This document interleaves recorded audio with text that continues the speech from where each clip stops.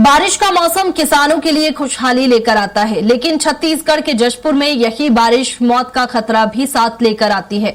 अनुकूल मौसम के कारण जशपुर को नागलोक कहा जाता है। बरसात शुरू होते ही जहरीले सांप खेतों से लेकर घरों तक पहुंचने लगते हैं और हर साल सैकड़ों लोग सर्पदंश का शिकार बनते हैं। आइए दिखाते हैं आपको छत्तीसगढ़ का नागलोक। छत्तीसगढ़ का नागलोक छत्तीसगढ़ के जशपुर जिले की अनूठी दुनिया। इलाके में मिलती हैं सांपों की 40 से अधिक प्रजातियां। बरसात में बढ़ते हैं सर्पदंश के मामले। सर्पदंश से हर साल 100 से 150 लोगों की होती है मौत। फरसा बहार तबकरा में विषैले सांपों की भरमार। कोबरा, करैत, अहिराज समेत कई विषधर मौजूद।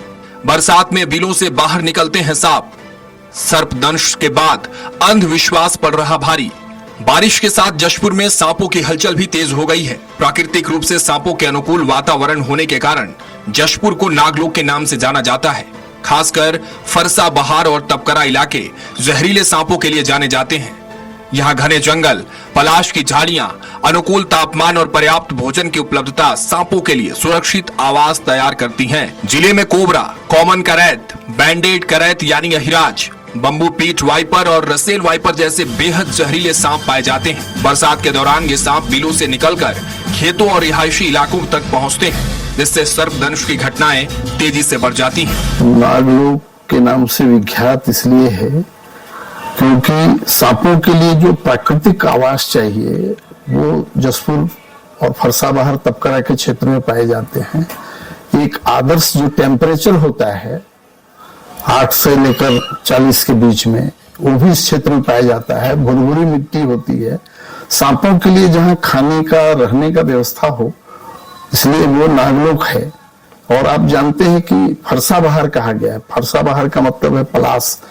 पलाश का मतलब होता है कि उसकी जो जड़ें होती हैं गर्मियों में सूख जाती हैं और बरसात में फैल जाती हैं। तो सांपों को प्राकृतिक रूप से आवास मिल जाता है। कीड़े मकोड़े हैं और दुलहरी है, छिपकली है, इनको खा करके वो रहते हैं। तो एक आदर्श स्थान होने के कारण नागलोक को, जशपुर को नागलोक कहा जाता है। सर्पदंश के बाद सबसे बड़ा खतरा अंधविश्वास बन जाता है। राम प्रसाद नाग आज भी उस दर्द को नहीं भूल पाए हैं जब उनकी रिश्तेदार को रात में जमीन पर सोते समय सांप ने काट लिया था, लेकिन अस्पताल ले जाने की बजाय परिजन झाड़ फूक में उलझे रहे। वही रामेश्वर नाग की कहानी उम्मीद देती है। तो हम जमीन में सोए रहे, तो रात में कितना टाइम अचानक सांप पर देश पर अंगीला, तो हम पता चले सुबह तो लड़की ले जाए हॉस्पिटल, तो लड़की घर तो मत है सोई जगह। तो मोर कहना है कि अब जनक बच्चा भी उसने झील है जमीन में थोड़े से मस्त सुने झाड़ फूक भी करवाए लगा। अभी झाड़ फूक तो कुछ काम ही नहीं आतेगा। खेत में काम के दौरान सांप के काटने के बाद उन्होंने बिना देर किए सीधे पत्थल गांव सिविल अस्पताल का रुख किया। समय पर इलाज और एंटी स्नैक वेनम मिलने से आज वे पूरी तरह स्वस्थ हैं। ऐसे में लोगों से अपील की जा रही है कि सर्पदंश होने पर सीधे अस्पताल जाएं।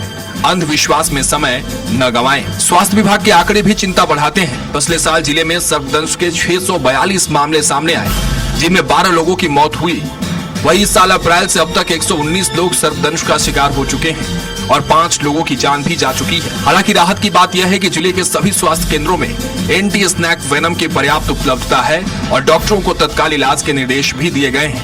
हमारे जशपुर जिले में स्नेक बाइट के बहुत सारे केसेस प्रति वर्ष आते हैं। लास्ट ईयर 642 स्नेक बाइट वाले केसेस आए हैं और उसमें 12 लोग का डेथ हुआ था।